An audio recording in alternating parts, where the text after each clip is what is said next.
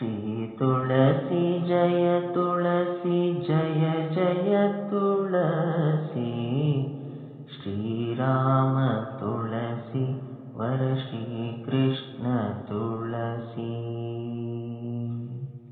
ವೃಂದ ಅಗ್ನಿಗೆ ತನ್ನನ್ನು ಸಮರ್ಪಿಸಿಕೊಂಡ ನಂತರ ಉರಿದು ಉಳಿದ ಅವಳ ಅಸ್ಥಿಯಿಂದ ಸಸ್ಯವೊಂದು ಹುಟ್ಟುಕೊಳ್ತು. ಆ ಸಸ್ಯವೇ ನಮ್ಮ ಜನ್ಮವನ್ನು ಪಾವನಗೊಳಿಸುವ ತುಳಸಿ. ನಾರಾಯಣ ವೃಂದಳನ್ನು ಒಮ್ಮೆ ನೆನೆದು, ವೃಂದ, ನಿನ್ನ ಜೀವನದಲ್ಲಿ ನೀನೆಷ್ಟು ನೋವನ್ನು ಅನುಭವಿಸಿದೆ. ನಿನ್ನ ತಂದೆ, ಪತಿ ಎಲ್ಲರೂ ದಾನವರು. ನಿನ್ನ ಸುಗುಣ ಸ್ವಭಾವಕ್ಕೆ ತದ್ವಿರುದ್ಧವಾದವರು. ಅಂಥವರೆಲ್ಲರ ನಡುವೆ ನೀನು ಬದುಕದೆ. ಅವರೆಲ್ಲರೂ ನಿನ್ನನ್ನು ಕಡೆಗಾಣಿಸ್ತಿದ್ದರೂ ಸಹ ನೀನು ಮಾತ್ರ ಅವರಿಗೆ ಒಳಿತನ್ನೇ ಬಯಸ್ತಿದ್ದೆ. ನಿನ್ನ ಪತಿಗಾಗಿ ಜೀವಮಾನವೆಲ್ಲ ಪ್ರಾರ್ಥಿಸಿದೆ. ಅವನನ್ನು ಬದಲಿಸೋಕೆ ಆಗದೆ ಸೋತು ಕಡೆಗೆ ಅವನನ್ನು ಕಳೆದುಕೊಳ್ಳಬೇಕಾಯಿತು. ನಿನ್ನದೇನೂ ತಪ್ಪಿಲ್ಲದಿದ್ದರೂ ಸಹ ನಾನು ನಿನ್ನನ್ನು ವಂಚಿಸಬೇಕಾಯಿತು. ಭೂಮಿ ತೂಕದ ದುಃಖವನ್ನು ಹೊತ್ತುಕೊಂಡ ನೀನು ಕೊನೆಗೆ ಅಗ್ನಿಗೆ ನಿನ್ನನ್ನು ಸಮರ್ಪಿಸಿಕೊಂಡು ಬಿಟ್ಟೆ. ಎಲ್ಲವೂ ವಿಧಿಲಿಖಿತ. ಚಿಂತಿಸಬೇಡ. ನೀನೀಗ ಈ ತುಳಸಿ ಸಸ್ಯದ ರೂಪವನ್ನು ಪಡೆದಿದ್ದೀಯ.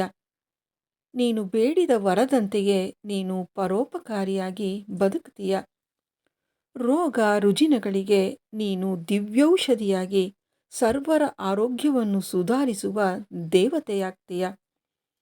ಪ್ರತಿಯೊಂದು ಧಾರ್ಮಿಕ ವಿಧಿವಿಧಾನಗಳಿಗೂ ನೀನೇ ಪ್ರಧಾನ ವಸ್ತುವಾಗಿ ನಾರಿಯರಿಂದ ನಿತ್ಯ ಪೂಜೆಯನ್ನು ಸ್ವೀಕರಿಸ್ತೀಯ. ಇನ್ನು ಮುಂದೆ ನನಗೆ ನೀನೇ ಅಗ್ರಮಾನ್ಯಳು ಹಾಗೂ ಸರ್ವಶ್ರೇಷ್ಠಳು. ನೀನಿಲ್ಲದ ಪೂಜೆ ನೈವೇದ್ಯಗಳನ್ನು ನಾನು ಸ್ವೀಕರಿಸಲಾರೆ. ನಿನ್ನ ಅನುಪಸ್ಥಿತಿಯಲ್ಲಿ ನನಗೆ ಅಷ್ಟೈಶ್ವರ್ಯಗಳನ್ನು ನೀಡಿದರೂ ನಾನು ಮೆಚ್ಚುವುದಿಲ್ಲ. ಅದು ನನಗೆ ಬೇಕಾಗುವುದೂ ಇಲ್ಲ. ಇದು ನನ್ನ ಪ್ರತಿಜ್ಞೆ ಅಂದ ಶ್ರೀಧರ.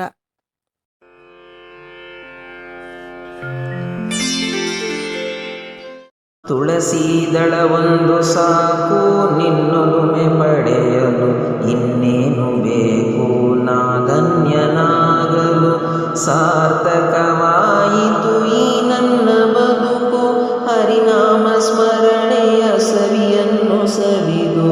ಶ್ರೀ ಚಲುವ ಚನ್ನಿಗ ನಾರಾಯಣ ನಮೋ, ಜಗದಾನಂದಕಾರಕ ನಾರಾಯಣ. ಪರಮೇಶ್ವರ ನಿಟ್ಟುಸಿರನ್ನು ಹೊರಚೆಲ್ತಾ ತುಳಸಿಯ ಸ್ವರೂಪವಾದ ವೃಂದಳ ಪುನರುಜ್ಜೀವನಕ್ಕೆ ಸಾಕ್ಷಿಯಾದ. ಪಾರ್ವತೀದೇವಿ ತುಳಸಿಗೆ ತನ್ನ ಶಕ್ತಿಯನ್ನು ತುಂಬಿದಳು.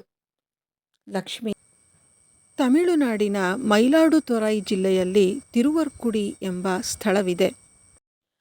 ಅಲ್ಲಿನ ವೀರತನೇಶ್ವರ್ ಎಂಬ ಪುರಾಣ ಪ್ರಸಿದ್ಧ ದೇವಾಲಯದಲ್ಲಿ ಶಿವನು ಜಲಂಧರನನ್ನು ಸಂಹರಿಸುತ್ತಿರುವುದನ್ನು ಬಿಂಬಿಸುವ ಕಂಚಿನ ಪ್ರತಿಮೆಯನ್ನು ನಾವು ನೋಡಬಹುದು. ಇದನ್ನು ಉತ್ಸವಗಳಲ್ಲೂ ಸಹ ಕೊಂಡೊಯ್ಯಲಾಗತ್ತೆ. ಇಲ್ಲಿಯ ತನಕ ನೀವು ಆಲಿಸಿದ್ದು ತುಳಸಿ ಜನ್ಮ ತಾಳಿದ ಕಥೆಯನ್ನ. ನಾವೀಗ ವೃಂದ ನೀಡಿದ ಶಾಪಗಳು ಹೇಗೆ ನಿಜವಾದವು ಅನ್ನೋದನ್ನು ತಿಳಿದುಕೊಳ್ಳೋಣವಾ? ಮಹಾಪತಿವ್ರತೆ ವೃಂದಳ ಕಿಡಿನುಡಿಯಿಂದಾಗಿ ನಾರಾಯಣ ಸಾಲಿಗ್ರಾಮ ಶಿಲೆಯ ರೂಪವನ್ನು ಪಡೆದ. ನೇಪಾಳದಲ್ಲಿ ಮುಕ್ತಿನಾಥ ಎಂಬ ಪವಿತ್ರ ಯಾತ್ರಾ ಸ್ಥಳವಿದೆ. ಅಲ್ಲಿಗೆ ಹೋಗುವಾಗ ಮಾರ್ಗ ಮಧ್ಯೆ ಗಂಡಕಿ ನದಿ ಹರಿತಿದ್ದಾಳೆ. ಆ ನದಿಯಲ್ಲಿ ಹೇರಳವಾಗಿ ಸಾಲಿಗ್ರಾಮ ಶಿಲೆಗಳು ದೊರೆಯುತ್ತವೆ. ತುಳಸಿಯು ತನ್ನ ಪೂರ್ವಜನ್ಮದಲ್ಲಿ ವೃಂದಳಾಗಿ ಸಲ್ಲಿಸಿದ್ದ ಕೋರಿಕೆಯ ಮೇರೆಗೆ ಸಾಲಿಗ್ರಾಮ ರೂಪಿಯಾದ ನಾರಾಯಣ ಮತ್ತು ವೃಂದಳ ಮರುಜನ್ಮವಾದ ತುಳಸೀದೇವಿಯ ವಿವಾಹವನ್ನು ಮಾಡಲಾಗತ್ತೆ. ಕಾರ್ತೀಕ ಮಾಸದ ಶುಕ್ಲ ಪಕ್ಷದ 12ನೆಯ ದಿನ, ಅಂದರೆ ಉತ್ಥಾನ ದ್ವಾದಶಿಯಂದು ಈ ಕಲ್ಯಾಣ ನೆರವೇರತ್ತೆ. ಆ ದಿನ ನಾವು ತುಳಸಿ ಹಬ್ಬವನ್ನು ಆಚರಿಸಿ ಕಿರು ದೀಪಾವಳಿಯನ್ನೂ ಸಹ ಆಚರಿಸ್ತೀವಿ. ಒಂದು ವೇಳೆ ಸಾಲಿಗ್ರಾಮವು ನಮ್ಮ ಬಳಿ ಇಲ್ಲದಿದ್ದರೆ ಬೃಂದಾವನದ ತುಳಸಿ ಗಿಡದೊಂದಿಗೆ ಧಾತ್ರಿ ಫಲ ಅಂದರೆ ಬೆಟ್ಟದ ನೆಲ್ಲಿಕಾಯಿ ಗಿಡದ ಕೊಂಬೆಯೊಂದನ್ನು ಇರಿಸಿ ಪೂಜೆಯನ್ನು ಮಾಡ್ತೀವಿ.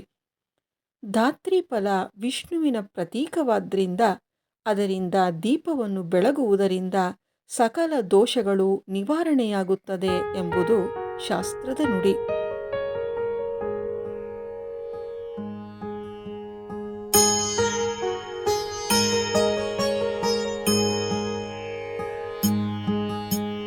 ಕಲ್ಯಾಣಂ ತುಳಸಿ ಕಲ್ಯಾಣಂ ಶ್ರೀಕೃಷ್ಣ ತುಳಸಿಗೆ ಕಲ್ಯಾಣಂ ತುಳಸಿ ಕಲ್ಯಾಣಂ ಶ್ರೀಕೃಷ್ಣ ತುಳಸಿಗೆ ಕಲ್ಯಾಣಂ ತುಳಸಿ ಕಲ್ಯಾಣಂ ಕಲ್ಯಾಣವೇ ನಮ್ಮ ಶ್ರೀಕೃಷ್ಣ ತುಳಸಿಗೆ ಬಲ್ಲಿದ ಶ್ರೀ ವಾಸುದೇವನಿಗೆ ಕಲ್ಯಾಣಂ ತುಳಸಿ ಕಲ್ಯಾಣಂ.